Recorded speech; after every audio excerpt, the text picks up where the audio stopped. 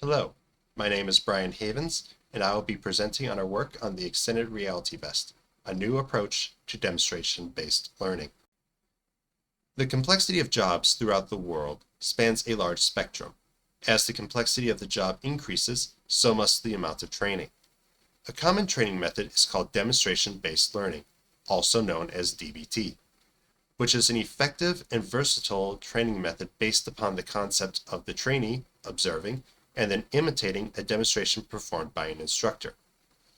Another benefit of DBT is that depending on the training taking place, it can be performed off-site and is relatively mobile. However, once training includes more complex and specialized equipment, that mobility starts to decrease. Virtual reality offers a possible solution to this problem and opens the door to further versatility in the types of simulations, but it still has its limitations, such as increased initial investment costs, and only one head-mounted display can be utilized by a single person at a time. The number of studies that investigate utilizing DBT within a virtual reality environment with a large group is extremely limited, and what has been done requires numerous head-mounted displays to function, which would present a barrier due to the initial upfront cost. A possible solution to this is by using an extended reality vest, which would utilize only one head-mounted display and would capitalize upon the strengths of DBT and the versatility of VR. The vest has a display attached to the back, allowing the trainee to see from the trainer's perspective. Compared to a traditional desktop video, the XR vest provides the added benefit of being able to observe the motions of the trainer from the third-person perspective, which is what would be experienced in on-site training.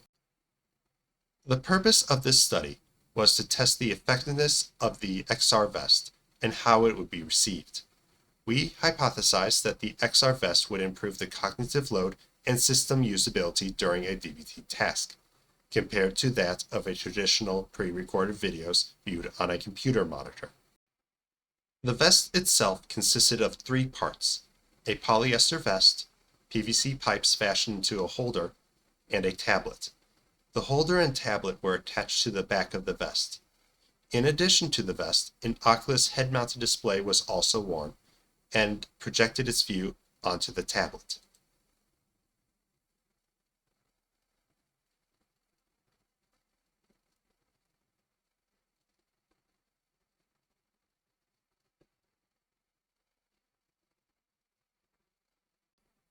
The study consisted of three segments. In the pre-experimental portion, the participants were asked to fill out a demographic survey. For the following experimental sessions, the participant would experience the three VR training programs in a random order through the Oculus head-mounted display, the XR vest, and the computer monitor. These sessions included learning how to program a transformer feeder protection relay, how to safely work on high voltage equipment, and how to change the oil in a transformer. After each session, the participants were asked to complete a NASA-TLX survey to determine the perceived demands of the task in terms of mental demand, physical demand, temporal demand, effort, performance, and frustration. After that, the participants were asked to complete a system usability scale survey. Once both of these surveys were completed, the participant proceeded to the next training session using another medium. Once all three training sessions were completed, the participant was asked to fill out an open-ended survey regarding their experience.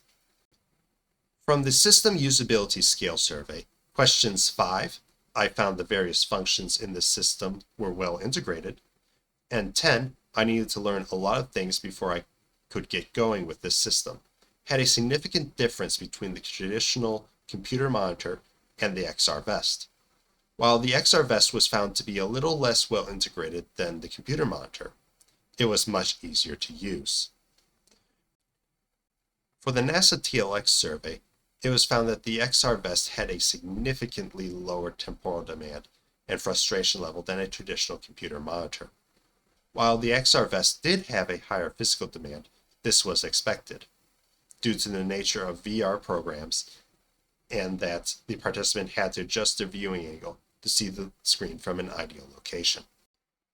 For the open-ended questionnaire, participants responded with what fields the XR vest would be best utilized in. The top responses were the healthcare industry and jobs with hazardous conditions. A large majority said that the XR vest would be a viable option in DBT and that they would prefer the XR vest over the traditional computer monitor. In conclusion, the XR vest reduced the amount of frustration and time pressure felt by the trainee and was favored by the participants in this study. There were a few factors present in this study that could have negatively affected the results. Due to the size and layout of the room the study was conducted in, participants were limited in how much they were able to move to achieve the ideal viewing angle of the tablet, and despite the best efforts of the research to minimize these situations. Also, the small size of the display could have made details difficult to see. Future studies with the XR vest could include exploring the effects of different sized screens within an adequately sized room. Thank you for your time.